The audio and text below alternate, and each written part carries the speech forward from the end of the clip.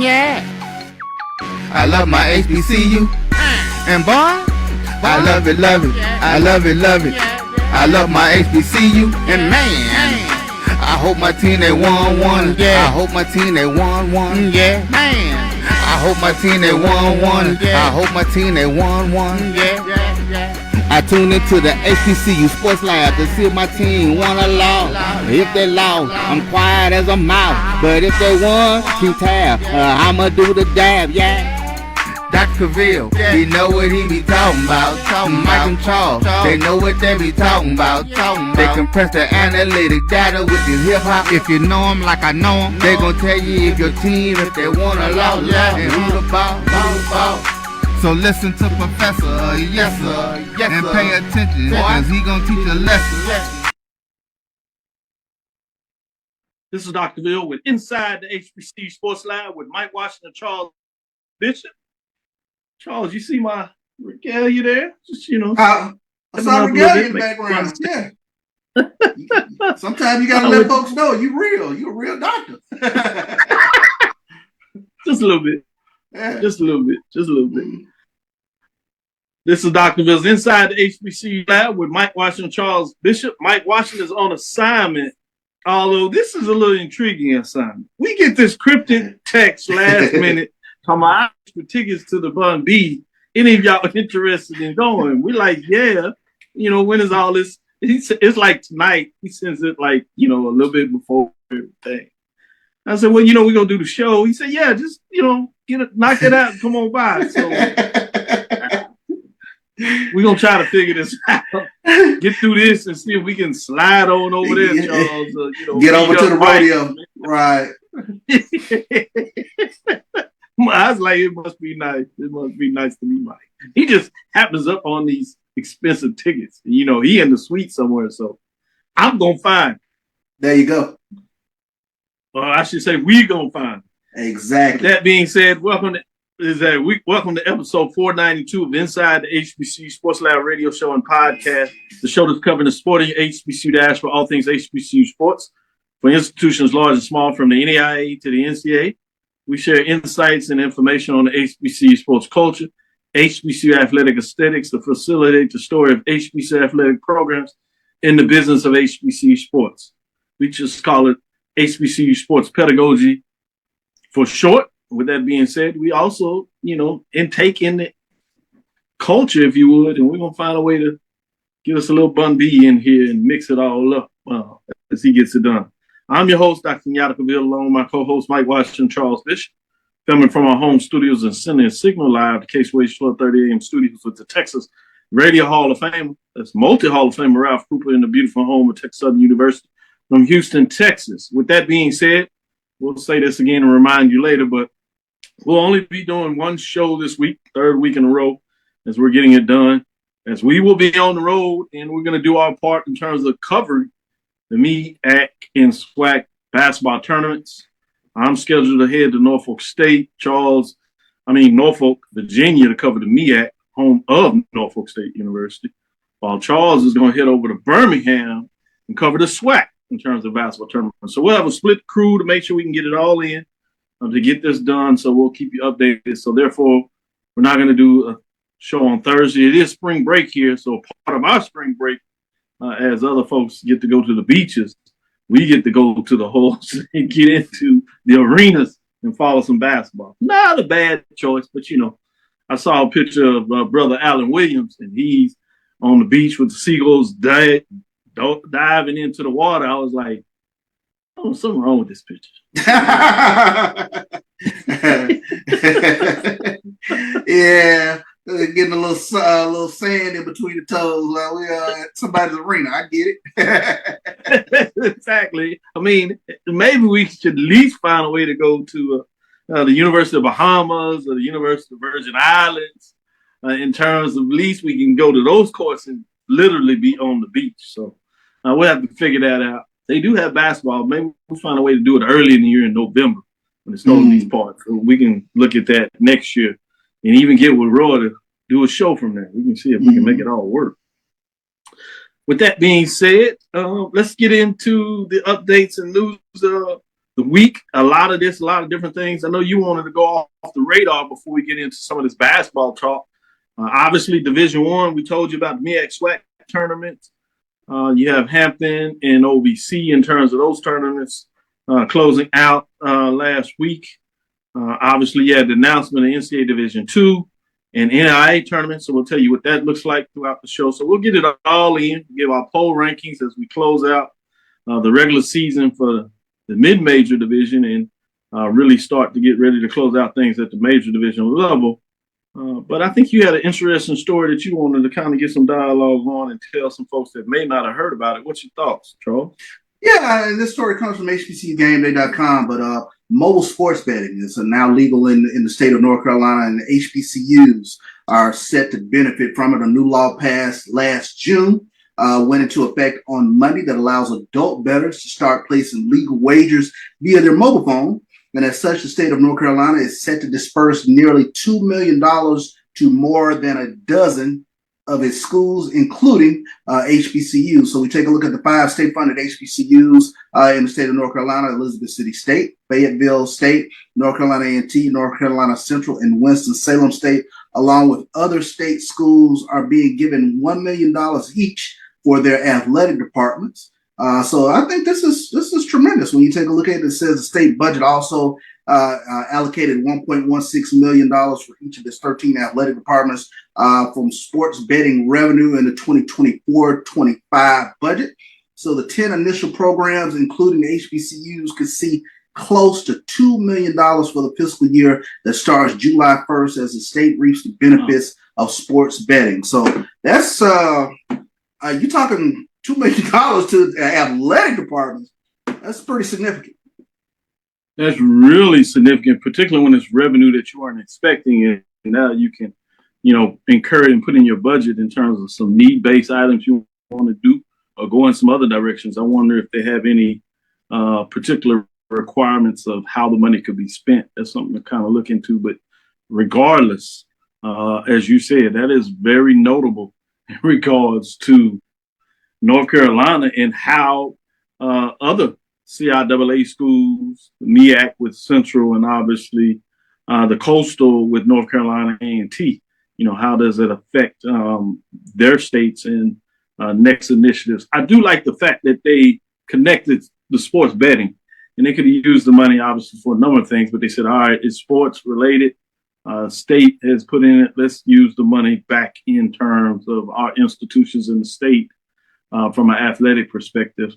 Obviously, all the state institutions get some money, but we particularly focus on HBCUs. So that is fascinating from that perspective. Great information there. While we're at it, let's get into a little bit of talk. Go ahead. No, I remember one of your first lectures. There's never not a time when sports and politics doesn't intersect. So this is another interesting case where sports and politics intersects. We also see that in the state of Florida with the NAACP talking of African-American athletes should look at boycotting the state of Florida because of their stance in regards to diversity, equity, and inclusion, closing those departments. So here's another instance where, sports and politics intersect. So very interesting to take a look at. Yeah, we talked about, obviously, legendary running back from Florida Cowboys, Emmitt Smith, kind of starting that in terms of pushing it to telling athletes, particularly those at Florida, really consider their decision in regards to not getting the support and how it affects them. And now you see the NAACP supporting that initiative with a letter to the NCAA of telling athletes, particularly African-American Black athletes, to consider in regards to their choice of institutions to participate their skills at, and certainly taking note of what Florida is doing. So it's going to be intriguing to kind of see where these battle lines cross. The first time you see what is perceived as a big star athlete, 4 or 5 star athlete, if he makes a term and suggests that his decision in some ways is associated, that will really, I think, ratchet things up. So it'll be fascinating to see how this continues to move forward in regards to the landscape. And you're absolutely correct when you talk about the political landscape in sports. It's always been there, will always be there. but this is another example of it taking front stage as athletics in the world of sports, particularly at the collegiate level, continues to turn. Let's take it back on the courts, get into a little bit of talk from the NAIA side. Let's start with the NAIA and talk about that tournament as the field was announced with the number of teams. Obviously, one of the biggest ones people look at is Langston in terms of them getting in the field. They are a number one seed. Some people would argue one of the top seeds overall in terms of being number two nationally ranked. But before we get to them, you have the men's. Kind of want to get your thoughts on any of these pretty good seed for Florida Memorial Lions, the number two seed. And they kind of were quiet under the radar, but they play in what many perceive as a very tough conference, the Sun Conference. They finished at the top of their conference in the regular season and went on to win the championship, getting the conference championship automatic bid. But it helped them in terms of seeding. They were first faced in the first round, Evangel of Missouri. So that's going to be fascinating to see that matchup. And these games start Friday. You have Texas College Steers right here in the backyard. Texas College, number 9. It is on that large bid for Texas College as they get a chance to play in the postseason. I think this is one of their first appearances, if not first appearance in the NIA program. Is they're really making a statement. Only 2 wins on the season, just 8 losses. So significant. Last time they've had this type of season was 2010. So credit to Texas College Steers. That's out of the Red River Athletic Conference as they get it done. We've talked about Langston all year long. They've essentially been our number one team and just stayed there. So they play in Belouville, Nebraska on that first round. And obviously they play in Langston as the NIA is set up where you play in these regional pods. And then if you can get out those regions, you get to a neutral site and kind of go through those multiple day tournaments. So it'll be fascinating to see who gets out there. Not finished yet. A couple of more teams get in here. 5 teams essentially. Number 2 seed goes to Tougaloo Bulldogs, one of the teams we were looking at closely to see if they got in, Charles. Back-to-back years getting in here. Big move and big statement by them. Some people were concerned where they're going to get in. They get in after losing GCAC, which is a statement. 2 teams do coming out of GCAC with the number of teams they have, which is good. They come in as a number 10 seed playing Tennessee Southern. So I'm interested to see.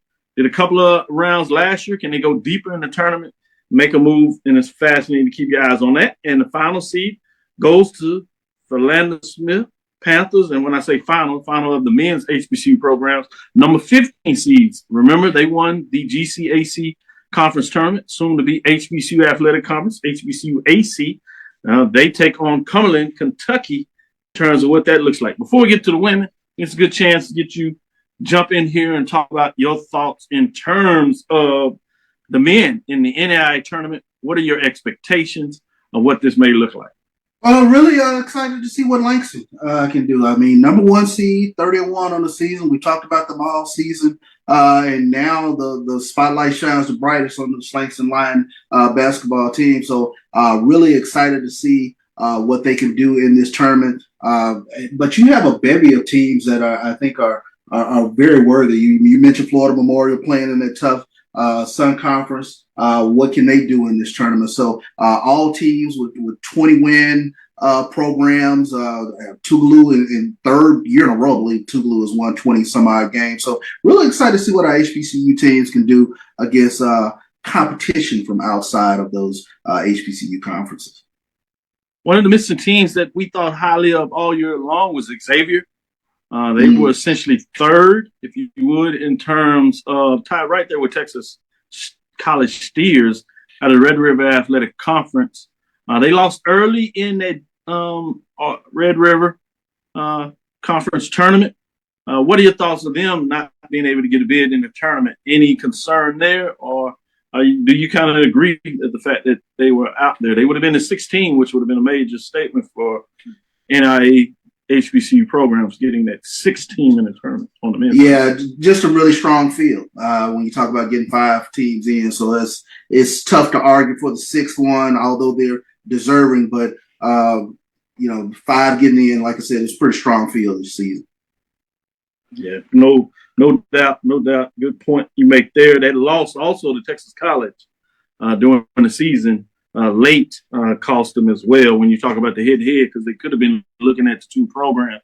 You give Texas College a nod, going a little deeper in the tournament, and having the head-to-head win later in the season over Xavier probably did them in. Let's look at what that looks like for the women teams in terms of moving forward and kind of get your thoughts on NIA on the women's side.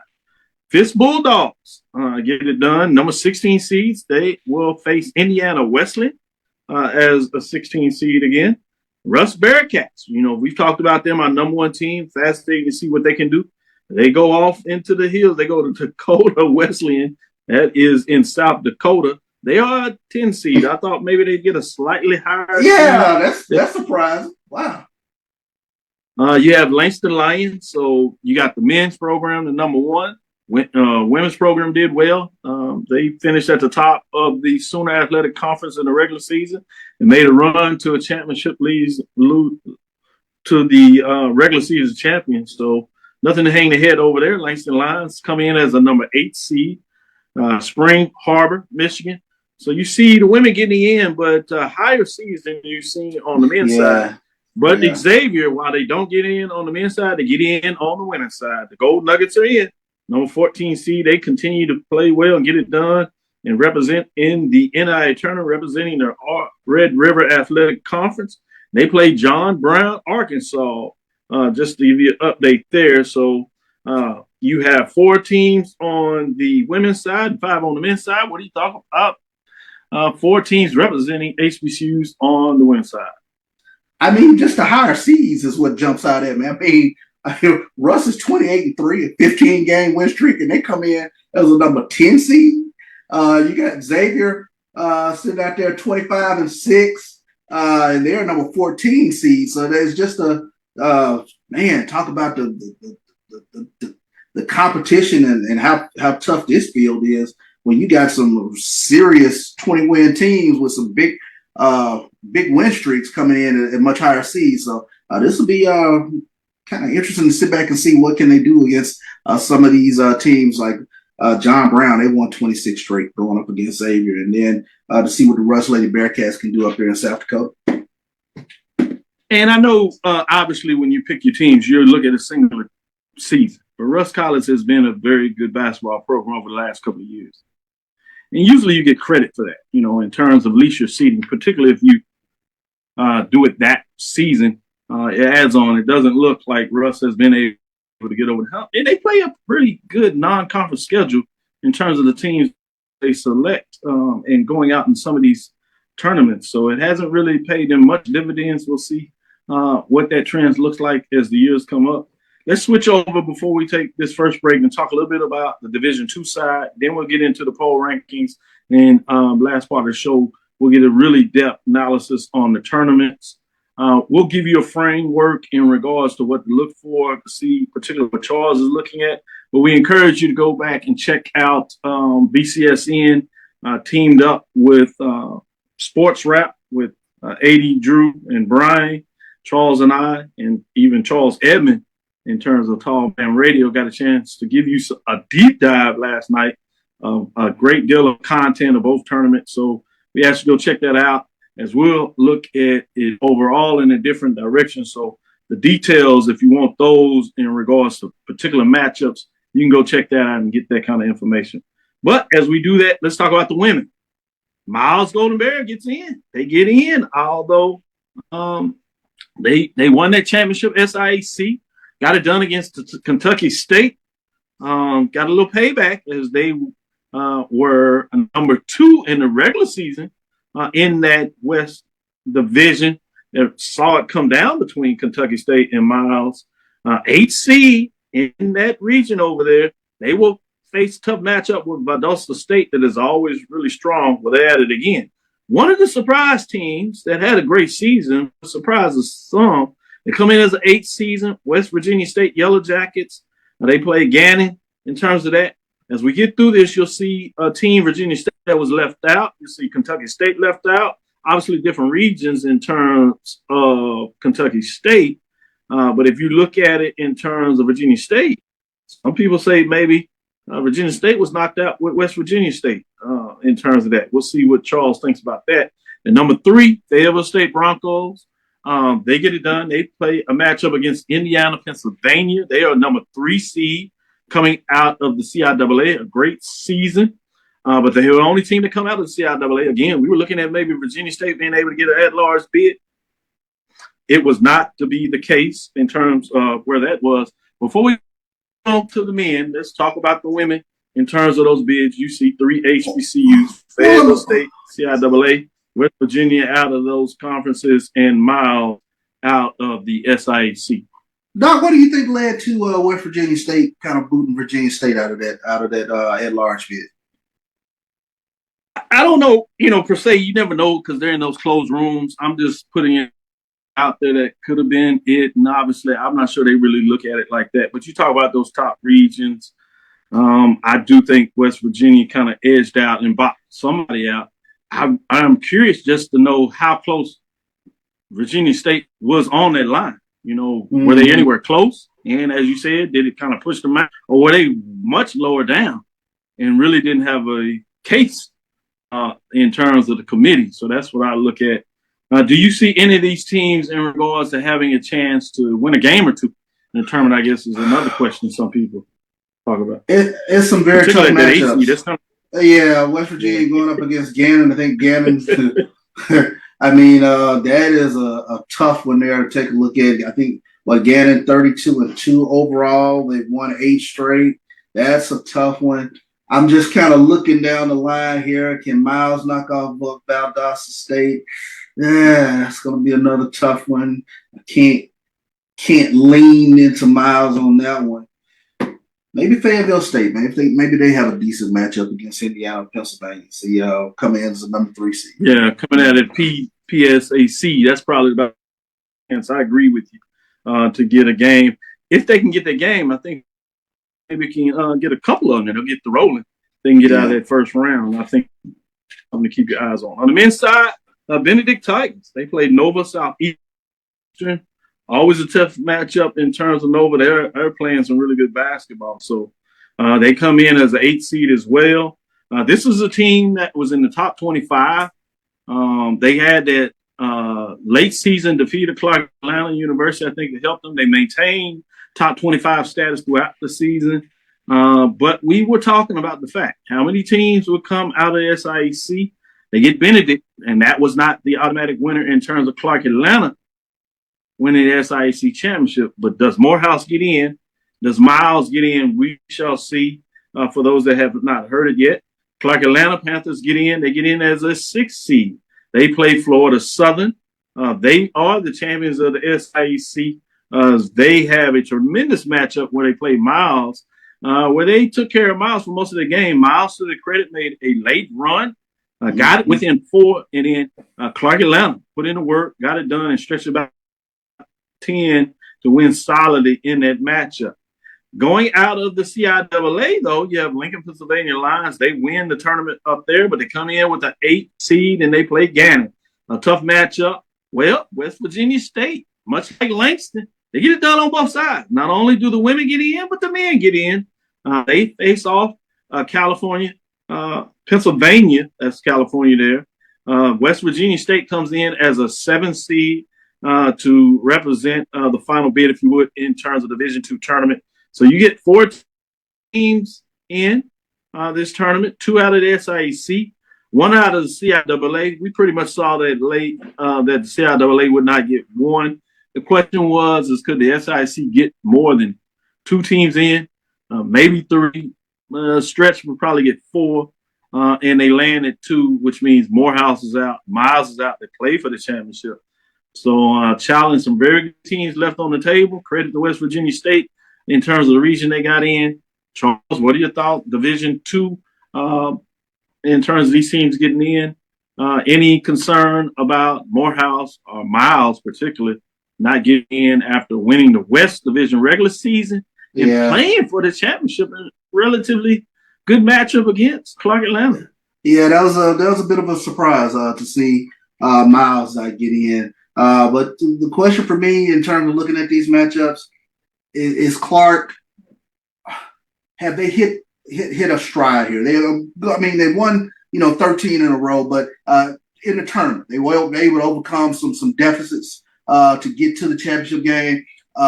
Took care of a difficult Miles team that could play some lights out defense, but they pretty much control that game. Can their guard play continue to carry them in this tournament? So that's the team that I'm really going to keep an eye out on and be paying attention to against Florida Southern. Well, we'll look forward to next week, and we'll give you an update on the NIA tournament, the NCAA tournament. See who won, who's not, if anybody survives, and are they still playing into next week. We will let you know. With that being said, let's take our first break. We'll come back on the other side and give you the poll rankings, just to give you an indication if anything changed in week number 10. Stick with me right back after our first break. It's never too early to plant the seed, to share the tradition, and instill a sense of pride in your HBCU with your little ones. HBCU Pride and Joy Children's Boutique helps you share your school spirit with a wide selection of adorable kids apparel and accessories officially licensed from your favorite HBCU. Visit hbcupridejoy.com and follow us on all social media at HBCU Pride Joy on Facebook and Twitter. This is Brian Fulford. AD Drew and I are co-hosts of the BCSN Sports Lab. We talk about all things related to HBCU athletics. From the games, teams, coaches, and fan interest stories, we cover it all. You can find our shows on Facebook at BCSN Sports Lab, YouTube at MyJBN Online, and everywhere you listen to podcasts like Anchor, Spotify, Google, and Apple Podcasts. You can also find the show on the Jericho Broadcast Network's app. Make sure to download. We look forward to you joining the conversation and being a part of the show. I'm returning to Clinton Parish, and Tampa's my community. I grew up here, went to school here, and my wife and I make our home here. What makes Tampa special are its people. So when I represent someone injured in my community, it's personal. Call my office and speak to a real lawyer and not some referral service. I will fight the insurance companies to get the settlement that you deserve. At the law office of Clinton Parish, we take the pain out of being heard. Since 2002, Empowerment Resources, Inc., a nonprofit organization, has empowered more than 1,500 youth and adults in Duval and surrounding counties through its programs Journey into Womanhood, Girls Mentoring, Life Skills for Teens, and Parenting Education Coaching. To get involved with programs, volunteer, or donate, visit www.empowermentresourcesinc.org. Follow us on social media, facebook.com/empowerment.resources and instagram.com/empowermentJAX. Press the analytic data with your hip hop. If you know them like I know them, they gon' tell you if your team, if they want to loud, and who the ball. So listen to Professor, yes sir, and pay attention, because he gonna teach a lesson. This is Dr. Mills inside the HBCU Sports Lab. Notice I said SIAC. Mike, want to make sure you understand. And people don't take too kindly talking about SIAC. No. SIAC, CIAA, SWAC, and MEAC. That will work. But it's a little different between the two Division II levels. They do it differently. So make sure you recognize and understand your HBCU sports culture when you're representing these conferences. Make sure that you stay on top of it. Don't go to GCAC. July 1st, it is HBCUAC. That's the HBCU Athletic Conference. Get it right, folks. Don't be in this space. These folks will let you know, particularly if you go on Twitter running your mouth. They is a little different over there.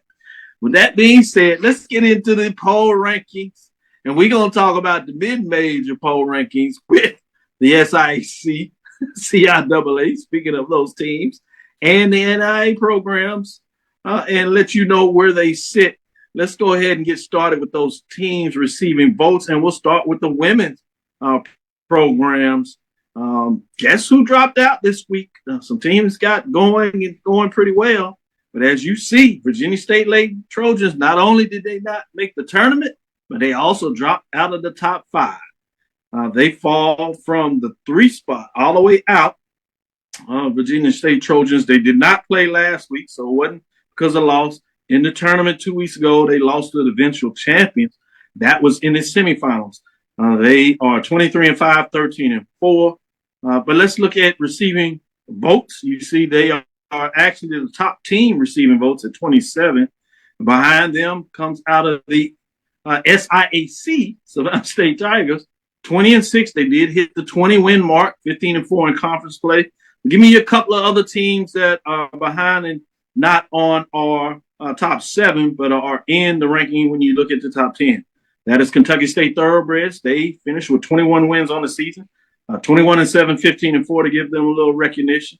Fisk Bulldogs, as they get into the tournament, they get to that magical number of the 21 season at 20-9, 15-3, as well as Philander Smith, the Panthers, 23-7, 15-5. So you notice, and you will see in the top 5 programs, as the 10 programs that we rank, those top 5 and those receiving votes, all of them have at least 20 wins on the season, Charles. Mm-hmm. I think that is a statement in itself.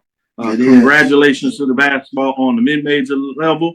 Let's look at the top 5 programs. Miles Lady Golden Bears, 23-6, 15-4. They were not ranked. They win this SIAC tournament, jump into the top 5 with 3 big victories during this tournament, and win against Kentucky State program out of their division. Really nice ball game. They go in that game late and pull away and get it done. Number 4, Xavier, the Gold Nuggets, also playing in the NCAA tournament, 25-6, 19-3, 53 points. They move up a spot, although they did not play, but with Virginia State dropping out and Miles jumping in, you have Xavier, the Gold Nuggets, at number 4. Bringing us to number 3, Langston Lions, as they get it done, 24-7, 17-5, playing in the championship of the Sooner Athletic Conference, I should say, 60 points. They move up a spot from number 4, so they're in the ranking. They are in the NCAA Division II tournament. You'll see that reframe as we go up the rankings, that these teams are all in postseason and national tournaments. At number 2, Fayetteville State Broncos, 27-2, 17-1, 3 first-place votes. A very solid, magical season. 75 points. They remain number 2 in the NCAA Division II tournament. Can they continue this run? It will be fascinating to see. At number 1, Russ Lady Bearcats, 28-3, 17-1, 5 first-place votes, 71 points. They are the number 1 team as they remain there. Obviously, one of the highest seeds in the tournament, particularly in the NAIA for HBCU programs. They are representing at the number 1 spot. Charles, what are your thoughts on top 5 programs in week number 10? You do see one team dropping out, Virginia State, but you have 5 programs in. All of them are in the NAIA or NCAA Division II tournament, multiple conference champions or tournament champions. Some did the magical duty and did both. What are your thoughts on the top 5 in week number 10?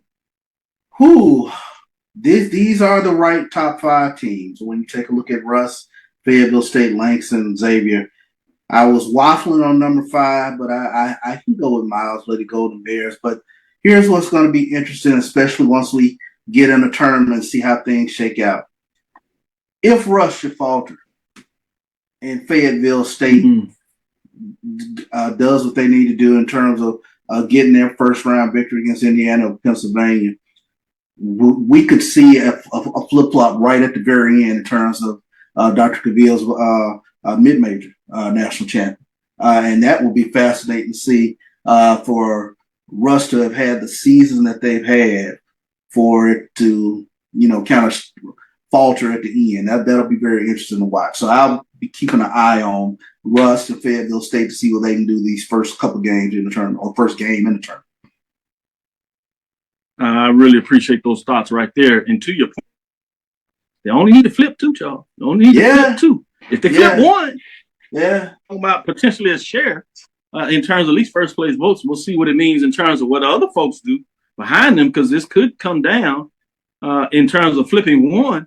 But then who is number 2 could be the difference in total points to find out whether you get essentially a share of a championship, or is Russ able to hold on.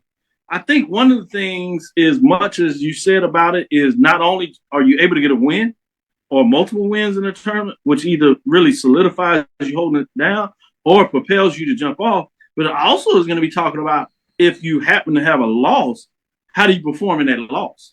Yeah. Is it a close, intense loss, or is it one of those losses where you really don't look good? Could be a determinant factor, if not in terms of switching those votes, but certainly to see how many people put you at number 2 or drop you all the way to a 3rd, maybe even 4th spot. Could be fascinating as you essentially get ready to close out these polls. So I like the points you're making in terms of breaking it down and seeing, will anything change in the last poll coming out after the tournament ends? I mean, especially when you look at the seedings. I mean, Fayetteville State has probably the best opportunity for advancement in the tournament. So that's going to be kind of interesting to watch as we watch these games this coming weekend. So. Good stuff. Good stuff. With that being said, let's take a next break. We'll come back on the other side and talk about the mid-major for the men. Stick with me after this next break. Since 2002, Empowerment Resources, Inc., a nonprofit organization, has empowered more than 1,500 youth and adults in Duval and surrounding counties through its programs Journey into Womanhood, Girls Mentoring, Life Skills for Teens, and Parenting Education Coaching.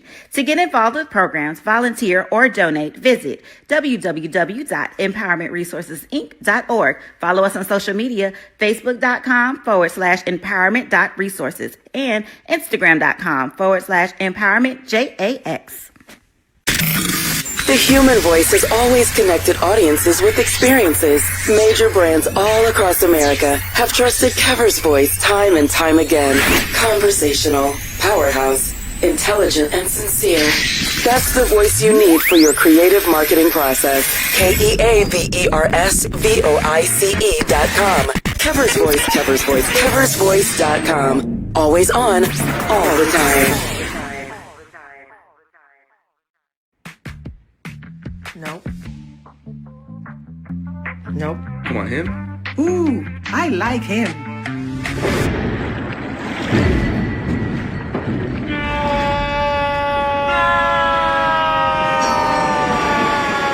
Quick, the quicker picker-upper. Bounty picks up messes quicker, and each sheet is 2 times more absorbent so you can use less. He's an 8. He's a 9. Bounty, the quicker picker-upper. From novice to aficionado, find yourself here. High quality cigars plus personal customer service. Slow Burn is Waco's only mobile cigar lounge, featuring a meticulous, curated collection of premium cigars. Visit our website, www.slowburnwaco.com. That's www.slowburnwaco.com. Compress the analytic data with your hip hop. If you know them like I know them, they gon' tell you if your team, if they want to loud, and who the ball. So listen to Professor, yes sir, and pay attention, cause he gon' teach a lesson. This is Dr. Bill with Inside the HBCU Sports Lab with none other than Charles Bishop. Give a shout out to Silas Edward McMorris, Chuck Hunt, Ricky Burden, Mary Allen, A.D., Edwin Moore, Lonnie Shaw, G. Boom Holly in the building in regards to giving us the thoughts and checking us out in terms of following the show today live. With that being said, and that's on the Facebook side, shout out to those on the YouTube side as well on Twitter and other social media engagements as well.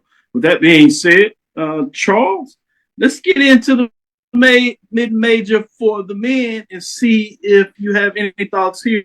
A little change, but nobody drops out. I will say that right now in terms of this week. But those receiving votes, and see if you have any thoughts on these teams here in terms of the 5 outside receiving votes. You have Tougaloo Bulldogs in that top 6 spot, the first one out, if you would, since we're talking about tournament style. This is how oftentimes they say it in terms of making it to the tournament, in terms of making it to the top 5. First one out, Charles, the Tougaloo Bulldogs, 23-6, 15-3. They do get the tournament invite, which is more important a lot in some ways, I guess. 25 points. Benedict Tigers, 23-7, 15-6. They're also the second one out, but they get the bid as well, 18 points. Off the radar, outside of that, give you the next 3, Texas College Steers, 22-8, 17-5. They are in the tournament. Yeah, Morehouse Maroon Tigers, 20-10, They are not in the tournament in terms of the NCAA Division II. Xavier Gold Rush, 22-7, 17-5, also not in the tournament. Talladega Tornadoes, 22-7. Just to give you a couple of more, because I wanted to get to Lincoln, Pennsylvania Lions out of CIAA. Just with 17 wins, they're in the tournament. They win the CIAA to get in. Credit there, but they're the only team in terms of way down at the bottom. But if you're looking at those top rounds, you should have another 11 teams listed that got over 20 wins in terms of this season thus far. Let's look in and see where you go there. As I see Charles with a little smile out, he wants to see what's going on. At number 5, Philander Smith Panthers, 21-8, 14-4. They were not ranked, winning the GCAC. They find a way to jump into the top 5 with the tournament championship win there. At number 4, Florida Memorial Lions, 21-8, 18-4. They remain in the 4th spot in terms of what goes down there. This is a team that had a second highest ranking in the NIA tournament. They have a 3 seed. It'll be fascinating to see what that means. They are 21-8, 14-4. Bringing us to a couple of other teams that have deep runs in the SIC tournament. That's Miles Golden Bears. They also dropped a spot as they come in this. They were ahead.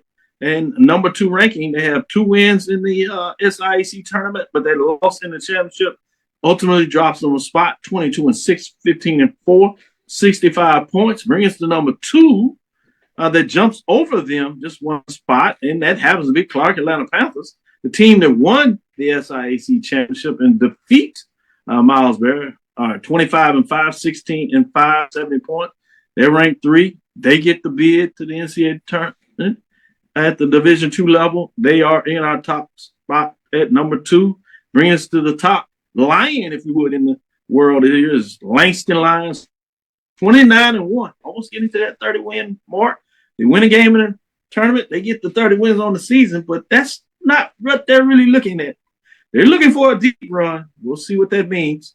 21-1 in conference play, 8 first-place votes. Many people said this team has the talent to be a deep team in the tournament, even won the national championship. We'll see what that looks like. Things kick off Friday. We shall see. Charles, top 5 program. A couple of champions up there. The lone team out of there that didn't win a championship is Miles Gold Bears. They win their division. Well, what are your thoughts in terms of top 5? Let's see how this chaos might play out. 4 other 5 teams in the top 5 have made the tournament. Should something cataclysmic happen in those 4 teams that made the tournament, should they lose in the first round, does this vault the Miles Golden Bears into that number 1 spot and thus becoming Dr. Cavil's? Man, you must be reading those books from with the chaos. Some 83. He said all those teams. Come on, man. He's saying, hey, why not? I'm just saying. I just looked at it. What do you think about Tougaloo Bulldogs, Benedict Tigers being outside of the top 5 over Miles? Do you have any problem with that? Or do you think Miles should fall out, even though they made it a tournament, similar to what you kind of seen on the winner's side? Oh, that's tough, because I probably would have dropped Miles out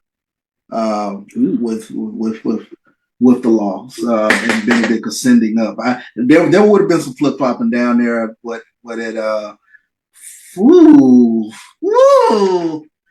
yeah, I might have pushed Florida Memorial up, pushed Philander Smith up, and slided Benedict in at 5. Ooh, wow, interesting. Interesting. Benedict did lose to Clark Atlanta in the tournament, playing on their side. Miles defeated Morehouse in terms of the tournament going in there. So fascinating to see. With that being said, let's take our next break, come back on the other side, get in the major division and see what goes on here. We'll serve our last segment and get in a little bit of the tournament talk and see if it will affect these major division poll rankings. We'll start with the women. Stick with us after our next break, and we'll bring it back to you with the major division poll rankings of week number 10 for the women. Itchy, squirmy, Scratchy?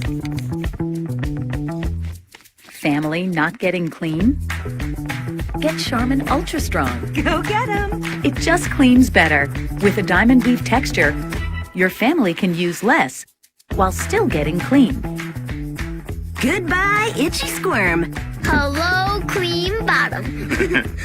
We all go. Why not enjoy the go with Charmin? At Hampton Law, our primary goal is to provide non-traditional yet effective solutions and redefine the approach to client legal concerns. As your trusted legal advisor, we believe in sophisticated, personalized services that eliminate the confusion and complexity sometimes associated with legal matters. Our high standard for client care and concern, coupled with our extensive legal knowledge and skills, make Hampton Law a resource focused on the protection of the client's interest and overall goals. We value our clients and truly enjoy working with them. Visit thamptonlaw.com to conveniently schedule an appointment online. Tamika Hampton Esquire, 1631 Rock Springs Road, Suite 336, Apopka, Florida, 407-494-1471. thamptonlaw.com. Nope. Nope. Come on, him? Ooh, I like him.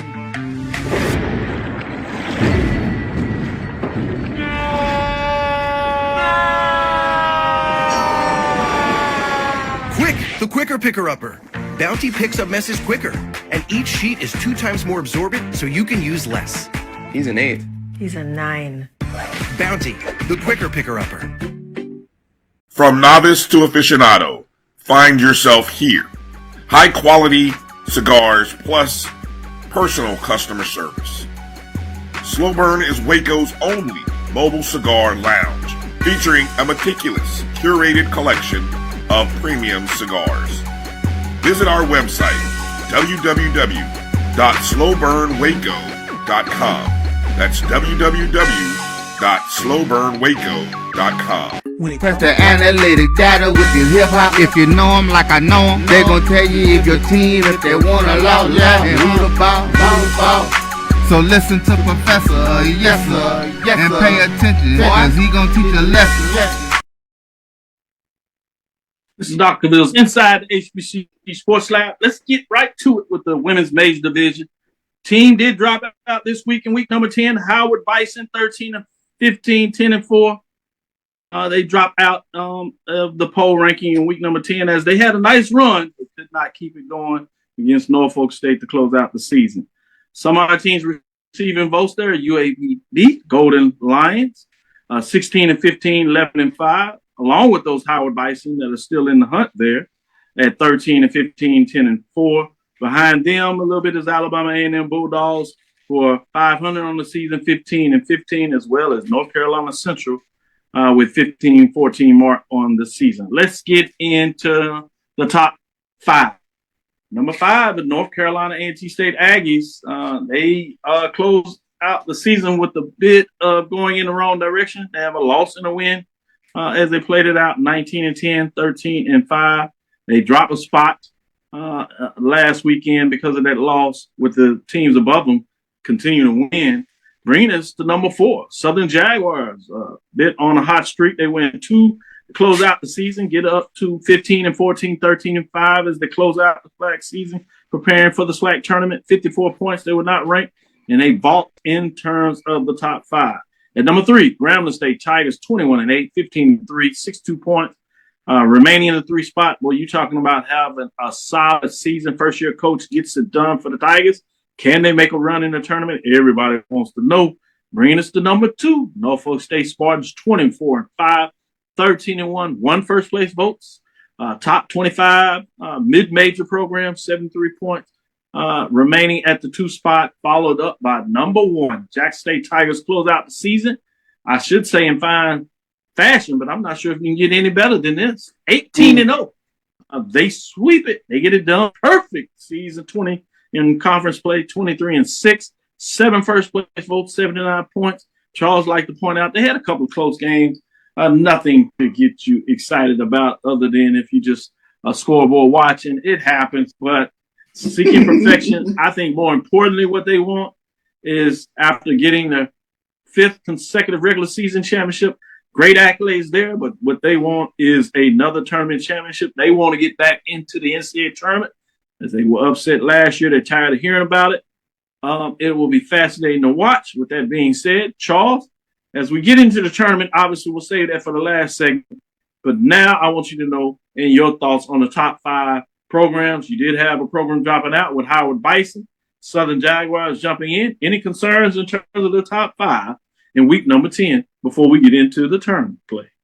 Not concerns with the top 5. I agree with A&T and Southern. Southern has picked it up toward the end of the season, and quite honestly, they should worry people, I think, in the tournament. They have the ability to make a good deep run, especially when you take a look at their bracket, taking on they're the higher seed going against Alcorn. Should they face Grambling, it's a rivalry game. Anything can happen. So they have the opportunity to make a deep run in this tournament. One follow-up question. Not so much in terms of some folks have Norfolk State ranked number 1. Poll rankings do that. Different people see it differently. And they might follow one conference a little more than the other. But my question is in terms of Jackson State in this poll ranking, have 7 first-place votes. Do you see it possible that Norfolk State, maybe some folks should consider them number 1 in terms of getting more first-place votes? And finally, do you think Grambling State should get any first-place votes? Grambling State has a 10-game win streak coming into the tournament.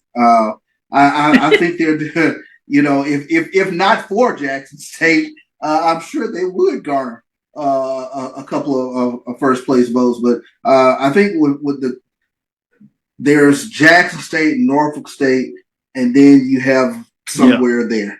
So I think they've Jackson State, and Norfolk State have definitely separated themselves from the rest of the pack. Yeah, I think North Carolina A&T State had a chance maybe to get some of those, peel off some of those first place votes. Yeah. But late season, losing 2 out of your last 3, particularly the chance to make a statement in what would have been a regular season championship with essentially that second loss that really dropped them to the 4th seed for their tournament is fascinating. But great points you make there all around. Let's take our next break and come back on the other side, get into the men's top 5. And then get some final thoughts on the tournament this week as we pack our bags and get ready to get on the road and see it in fashion so we can come back and tell folks all the excitement in Norfolk and Birmingham. With that, we'll take our next break. We'll come back on the other side and give you the major division for the meet. To professional learning, teachers deserve better. From the leader in online learning, Stride brings you the Stride Professional Development Center, an on-demand library of mobile-friendly courses that gives teachers choice and flexibility, allowing them to learn anytime and anywhere. Our dynamic courses provide bite-sized learning and help educators advance their knowledge while also gaining professional development hours. It's time you take charge of your learning. Visit us today to get started. Compress the analytic data with your hip-hop. If you know them like I know them, they gon' tell you if your team, if they want a lot, and who the ball. So listen to Professor, yes sir, and pay attention, cause he gonna teach a lesson. This is Dr. Ville's Inside the HBCU Sports Lab with Mike Watson and Charles Bishop. We have Charles giving his thoughts on the top 5 in week number 10. This time it's for the major division. We do have a couple of teams dropping out. If you remember last week, it was really chaos or changes in the top 5 as you had 3 teams enter. Well, we can't settle things because this week, not as much as last week, but you do have 2 teams that are mixing it up that drop out of the top 10 as we look at it and get that started with the Howard Bison falling out of the top 5, 15 and 16, 9 and 5. They had a tough loss to Norfolk State in the season finale. They were in a position to share a championship and even maybe get in the mix for a number 1 seed, depending on the point differential in that matchup, as it could not be. Norfolk State takes down Bison twice this year in regular season. Also, another team that's one of the hottest out there, South Carolina State Bulldogs. They fall out of the top 10 with a loss, 14-7, 9-5, as they could not continue their winning ways. But this is a dangerous team in the tournament. Again, we'll talk a little bit more about that in the last segment. Or as I said, you can go check out the deeper dive as we did on BCSN last night. With that being said, some teams receiving votes. You have Southern Jaguars in the mix there. Tennessee State Tigers still in the mix, but it's Alcorn State Braves. You'll see them in the top 5, actually. So it's really Tennessee State in the mix in the receiving votes. Southern as well. Bethune-Cookman Wildcats are trying to make a late season push. We'll see what that means for them in the tournament. You do have Howard and South Carolina State in those top 5 spots teams looking at. With that being said, let's get into the top 5. At number 5, North Carolina Central Eagles. They jumped back into the top 5. They were at the top of the rankings at the beginning of the season, particularly with that win over Norfolk State at home to get it done. Had a couple of tough losses here and there, some big wins, but they find a way to close out strong and get that number 2 seed. They're at 17-12, 9-5. They were not ranked last week with 45 points. They jumped back in the rankings at number 5. Bringing us to number 4, probably the hottest team out there, not named Grambling, the Norfolk State. With Grambling's loss, they might be the hottest in terms of what that looks like. That's the Alcorn State Braves. They look for dead early in this season, but they finished strong, 10 wins, 14-7, 13-5. They finished with a number 2 seed, much like North Carolina Central, respectively in terms of the MEAC and SWAC, 48 points, and they actually move up a spot this week. You talking about trending in the right direction to close out the season and enter the tournament. We'll see what it means. Texas Southern Tigers, 16-15, 12-6. They had a big win against their rival. They were pretty hot. Their lone losses, guess what? To that number 14, Alcorn State Braves. But with that being said, they found a way to jump over 51 points, not ranked. A lot of that is in the mix. We'll see what it means. At number 2, Norfolk State Spartans, 21-10. The only men's program with 20 wins on the season, 11-3 in conference play, number 1 seed. Another championship. They get a regular season championship this year. This is with a new group of players. They find a way just to stay around the top. Can they make a run in the tournament? We'll see. As we said, at 5 first place votes, they are in the 2 spot at this point, 103 points. At number 1, Grambling State Tigers had a tough loss. It was on the road, double overtime, so it doesn't hurt them in terms of the final poll ranking, at least. In week number 10, Grambling State Tigers 17-14, 14-4. Certainly another one of the hottest teams out there. 6 first place votes, 104 points. Charles, take it away. What are your thoughts on the top 5? New teams in the mix. Any concern? 1 and 2? No concern with 1 and 2. To be honest with you, these are very worthy 5. And one of the things that you look at with the MEAC tournament and the SWAC tournament, unlike the women's tournament, there isn't a Jackson State or Norfolk State being near everybody else. You know, this is some serious parity because I could see any of these teams in the top 5 and even a couple teams that dropped out. They have the ability to ride a player and can get hot in this tournament. So that's going to be fun to watch for both the MEAC and the SWAC tournament. I mean, especially when you talk about guys like Bryce Harris with Howard. Take a look at Fred Cleveland with North Carolina Central. I mean, this is parity. This is going to be fun these next few days. You know, last year I had a chance where I did a breakdown where we looked at the point differential in those matchups all season. And you had like 60% of the games that were within 3 scoring margins in terms of that 9 points or less. It even grew up a little percentage when you talk about 2, and it dropped down percentage. But it is amazing when you look at the matchups this year with teams that split during the regular season.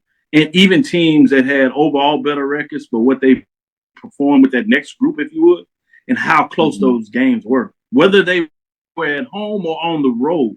So you're right.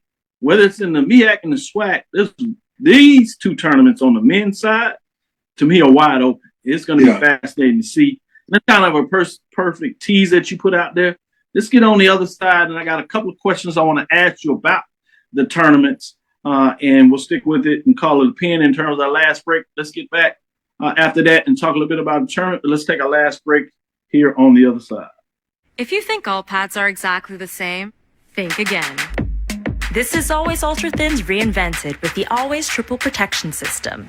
This pad wicks gushes 90% faster, absorbs even more so you can feel dry, and locks odors in. Rethink your pad for up to 100% leak-free and odor-free comfort with the totally reinvented Always Ultra Thins. This is always like never before. The Cavil Group is a Florida-based marketing and training consulting firm. We help businesses communicate to their target audience and engage them in conversation. We also help to expand their audiences, which will ultimately result in growth for those organizations. In addition to being a certified constant contact specialist, my colleagues and I are also certified in John Maxwell Leadership Principles. We use these proven principles to conduct workshops, training, and private coaching sessions for individuals and companies looking to take things to the next level. Contact us to schedule a free consultation. Issues today, don't delay, call Cavil. Compress the analytic data with your hip hop. If you know them like I know them, they gon' tell you if your team, if they want a lot, and who the ball. So listen to Professor, yes sir, and pay attention, cause he gon' teach a lesson. This is Dr. Bill's Inside the HBCU Sports Lab with Charles. Charles, let's get into this MEAC tournament. Let's look at the women's bracket first. You said this as we kind of came into it. The number one seed is Norfolk State. Looks like there's a pretty good separation between those teams. Just for the sake of getting into it, let's look at some of these matchups. First round starts on Wednesday at 12 o'clock. This is Eastern time. You have Norfolk State in that game one. They face off the number 8 seed South Carolina State that has a tough season.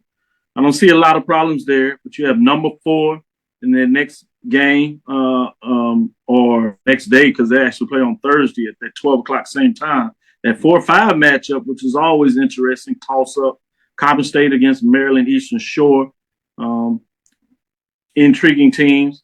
But the second game on Wednesday is number 2 seed Howard versus number 7 Morgan State. Depending on who you talk to, Howard folks say no rivalry. Morgan State says yes, it's a rivalry. 2 o'clock, which is just fascinating to me when you come out of the SWAC and you pretty much know who a rivalry or not, whether it's one side or the other. At number 3 versus number 6, you have North Carolina Central and Delaware State. That's a Thursday game, and it's the second game on Thursday. As you see in the MEAC, the women play in the morning and the men in the evening. We'll talk about them a little later. But I guess the question I had for you is not so much about the matchups. Again, we encourage folks to go check out the breakdown that we did, extended version last night. You can go see the special edition show we did on BCSN, the collaboration between Brian and AD of Sports Rap and Charles and I, along with Charles Edmond from the College Brown show, providing an update of what they thought could take place in the tournament. We talked about key players, matchups, rounds, get into the numbers, take a deep dive. But the question I have for you, who is the lowest seed that can get a upset in that first round? Where do you see it coming from, if it happens? But give me Coppin State. Who are they playing again first round? You have Coppin State at 4th seed versus the 5 Maryland Eastern Shore. That's always a top up, so you can go right there. You have Howard versus number 7 Oregon State, or 3-6, which is always intriguing to me. North Carolina Central and Delaware State, intriguing matchups. A lot of these teams had the 1-1, depending on what they're home and away, but they stretched out against other teams. The only clear one, as we said to me, is that 1 versus 8. You may say there's more clarity in the tournament, but if you had to pick a lower seed to do a first round upset Wednesday or Thursday, where do you see it coming from? I can see Maryland Eastern Shore because in a lot of ways, even as it's the 5 seed, they remind me so much of a Grambling team in the SWAC. Grambling being a team that is a higher seed, but they don't have a top 15 score in the SWAC. They really do it with team ball. They do it with defense, and I see Maryland Eastern Shore kind of in the same vein as that sort of team. They do have young lady Ariana Sewell, the leading scorer for them, but I see them playing much more team ball, much more unselfish ball, much like Grambling. So that's a team to keep an eye on, I believe, in the MEAC. Good stuff. Good stuff. Any team, I guess Maryland Eastern Shore, if they come out of there, they face up against Norfolk State. I imagine you said, whatever. Norfolk State seems to me have a clear path to a championship game. Clear path. So I guess if you're going to look for a lower seed to go the deepest in the tournament, would have to come from the lower half of the bracket. That's a 7 seed Morgan State or a 6 seed Delaware State. Can you see a Delaware State finding a way to make it to a championship game to face Norfolk State? Or do you think to some degree that this is probably going to stay made chalk, even if you might get an upset, like you said, Maryland Eastern Shore before? It won't last long. I think it's chalk on that side of the bracket. I mean, I see a little more badness coming out, maybe the bottom part. I think the top part is really going to stay chalk. I think if anything happens, that Morgan State, if you would, over Howard, they kind of split in regular season. So maybe a chance. They just seem to match up there. If Morgan State can get out of that, you can see it. But I could even see a semifinals on Friday at 2 with a number 7 seed placing versus a number 6 seed Delaware State. And really talk about that would be interesting. But let's get into the SWAC a little bit, talk about the SWAC tournament in terms of those matchups. On the women's side, obviously the number 1 seed in terms of those rankings are Jackson State, the number 2 seed, FAMU, 3 seed, Southern, and the 4 seed, Pine Bluff. I think I know where you might be going. Similar type of question. Which one of the lower seeds can go the furthest in the tournament? Which direction are you going? Which one of the lower seeds can go the furthest in the tournament? Yeah, which automatically means you're going to get at least one upset. Yeah. But if you have to stretch it out and one of those teams actually gets on a run, if I forced your hand, which one would you say it is? It will be the number 4 seed, UAPB, because I think they are the most talented. They have a talented trio. If Zay Green, Karai Beck, and Maya Pete all show up, they are as formidable as any team in the tournament. They do have the Goliath in Jackson State that they have to go through.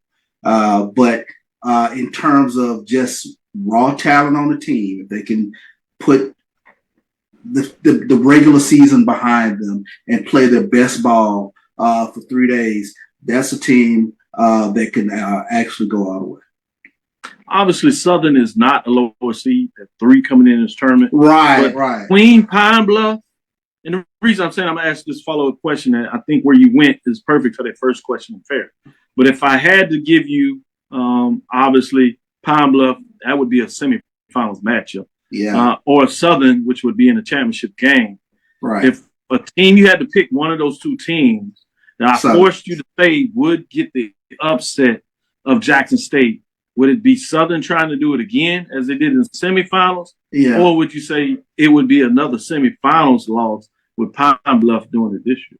No, the Southern is a team, like I mentioned earlier, because of where they are on this side of the bracket, that has a great opportunity to get to the SWAC championship game, to take on a Jackson State, to take on a potential UAPB. But that is the team that probably scares me the most in terms of playing Jackson State. I don't think Jackson State has any issues with UAPB. They've never had issues with UAPB. But Southern is the team that I would keep my eye on with regards to a potential matchup with Jackson State in the SWAC championship game. Good point. And I will point out that Grambling folks are going to be like, yeah, hold on for you Pencil Southern. Yeah, they can jump me. We'll see them in the semifinals, and we'll duck the head. You don't have to worry about them, Charles. I know. They says the other Tigers. But with that being said, let's go to the men's side. Let me give you the breakdown of the brackets here. Looking at the MEAC, number 1 seed obviously is Norfolk State. They face the number 8 in Coppin State. Coppin State, unlike on the women's side with South Carolina State, really struggled all year. Coppin State has been able to get a key win here and there that really kind of opens up people's eyes. So as they have struggled, it hadn't been in the same way. That is a Wednesday game, first game of the evening at 6 o'clock.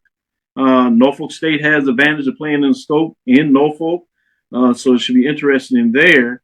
The top half of that bracket, that second game, which is game 7, is played on Thursday, which is the first matinee game for the men that evening, which is a 4 versus 5.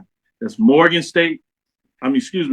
4 and Howard versus the number 5 Morgan State. Going to the bottom half of the bracket, which is the second game, which is the late game on Wednesday, is the number 2 seed, North Carolina Central. Intriguing when you talk about Coach Luton. He can get it done there. You know, he finds a way to get things done. He's kind of missed out the last couple of years. Can he find a way to get it? He's gotten all the way to a 2 seed, so the Eagles are playing relatively well. They had some tough losses of the season, but they rounded into shape. They play a number 7 Maryland Eastern Shore, which is enigma. They've had some big upsets. Solid defensive team frustrates you because they'll slow you down. But the late game on Thursday night at the bottom part of that bracket is the number 3 South Carolina State versus number 6 Delaware State. Similar type of question. You just see this as chalk, or based on what we said earlier, that these teams are a lot closer. There's going to be an upset. Can you tell me? And obviously, this is not for betting purposes, but not the state of North Carolina. Who you gonna say is gonna get tossed in the fryer in terms of the upset, in terms of what's going on here? Delaware State is a 6 seed playing number 3. Who? Delaware State is the 6th seed, and they're playing 3 South Carolina State. One of the hottest teams until they last game. They were fighting for a 2 seed, but they fell to a 3 seed. Delaware State, earlier in this season, this weird team obviously had the wins against Grambling of all teams. They wish they could be in the SWAC tournament, because not only did they beat Grambling, they beat Bethune-Cookman. And those were in 2 tournaments, neutral site games. Fascinating there, but they're in the MEAC, so they face the number 3 seed South Carolina State. Is that where you're going with the upset? I'm going with Delaware State being the chaos team over the MEAC. Can you see more than one upset in the MEAC, or are you just sticking with one? No, I actually can see more than one. So keep your eyes on the MEAC. A lot of things could happen. It could be interesting. It's fascinating. I'll see that. I will keep my eyes on this. Obviously, Friday games would be fascinating to see in those semifinals. We got to keep our eyes there. In terms of the SWAC, let's go to the SWAC. In terms of your top seed, is Grambling. In terms of the number 1 seed, we told you Alcorn finds themselves all the way up to a number 2 seed. That's 1 versus 8. That's actually a rematch of the last game with Alabama State. Was able to get in the tournament. Alabama State will be close to home. Montgomery's a short trip, and obviously they have a lot of alumni in the city of Birmingham. That'll be fascinating to see what that looks like when folks take off lunch a little early to try to get in there to see what that looks like. You have that matchup, Alcorn against number 7, Alabama A&M, another team coming out of Huntsville, also have a lot of alumni, obviously, in Birmingham. So it's fascinating to kind of see, is the local teams the lower seeds, is it enough to help them get an upset? We'll see what Charles thinks about that. You have your 3 versus 6. Fascinating matchup, classic tournament game 2 years ago. These teams always play close, home and away. And this is no matter who's coaching the team. These things are just epic battles, particularly on the basketball side between Jackson State. And then obviously you have the last matchup over there with Southern getting it going in that other division for that matchup. With that being said, what do you think about the SWAC? Do you see upsets in this? Where is it coming from? I have to ask you before you get going, is it multiple upsets? Why and where do you see things in the SWAC? You'll be in the building, so I'll be texting back. I'll be watching on iPad, but I need you to be my ears and my eyes in terms of making me really feel and making sure my eyes are not deceptive in terms of what I see watching streaming as I'm in MEAC territory covering that tournament, giving you the opposite side of what took place. There are two teams I think to keep an eye on in terms of being chaos agents. I think Jackson State is a number 6 seed. If they can somehow get the 600-pound gorilla that is Texas Southern off of their back, they're a team that has enough firepower and really good rebounding that can make a deep run in the tournament. And the same thing can be said about Bethune-Cookman over on the opposite side of the bracket. That's a team that actually I've kept an eye on. That to me, if they can put things together in the tournament, they could turn some heads. They can get the upset over Southern, and could possibly get an upset over Graham. Wow, I like the way you put that. So you see potential upsets. If those teams can get that upset, how far do you think they can go in the tournament? Can they cut down the nets? Do they have that level of talent on those teams? If they can get out of that run quarterfinals, it's always fascinating to me because I think in a lot of these tournaments, it's one thing to get a major upset. Credit to the team, but I always like to see can a upset turn into a win, an additional win, or in tournament short format, can you get 3 of them and close down the nets? Obviously, we've seen that last year with Texas Southern, but that's kind of a different beast. They find a way to turn it on. So I'm not sure if it surprised too many people that they actually went on their run as a team. Just different. Right. Can anybody kind of duplicate that as a 7, 8 seed this year in the SWAC? The X Factor team to me is the 6 seed, is Jackson State.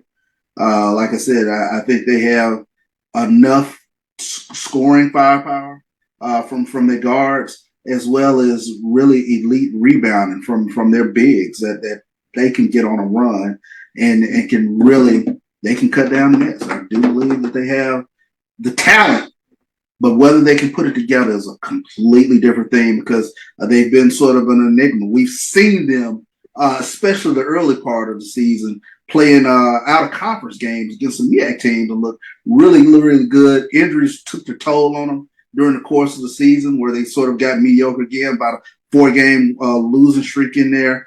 And then they were able to pick things up a little bit toward the end. But that's a team that if they can put things together, they can cut down the nets. Good stuff. Good stuff. With that being said, we'll call it a close of the show today. Again, no lab on Thursday. We'll be doing spring break, but our spring break will consist of heading to the tournaments. Charles will be in Birmingham. I will be in Norfolk, checking out the MEAC while Charles is checking out the SWAC. We'll keep you updated through Twitter. Check us out, and we'll find some ways to get some updates and give our thoughts as on Saturday, somebody will cut down the nets and put on their dancing shoes as they will be headed to the tournament. We find out on Sunday in terms of those teams that do get it done, where will they be seated? So by then we'll know what took place in the NCAA tournament in terms of the first couple of rounds, as well as the NCAA Division II. And we'll set up the tournament for the NCAA March Madness and see what that looks like. I'm excited. Great time of the year. So keep us plugged. Safe travels to you, Charles. With that being said, I want to say thank you for listening inside the HBCU Sports Lab. Make sure you share our podcast with your friends and colleagues. I am Dr. Kenyatta Cavil, the Dean of HBCU Sports, coming inside the lab in the College of HBCU Sports with Mike Watson and Charles Bishop. Talking about Mike, let's see if we concert for the Houston Rodeo, big time. Get our tickets and make sure that we have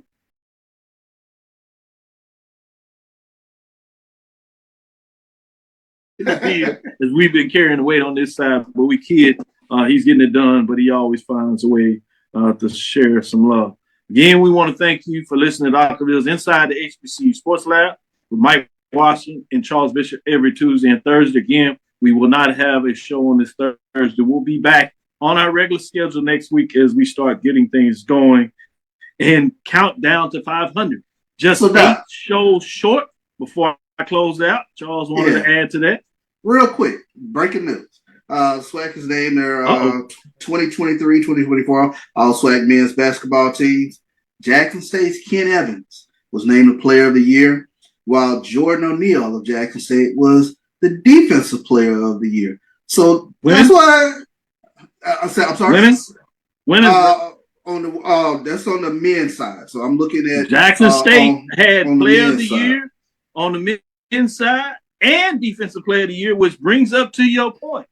It shows you the talent that is there as they get the accolades, and that's from the SIDs and the coaches who said that these were the players that kind of separated themselves.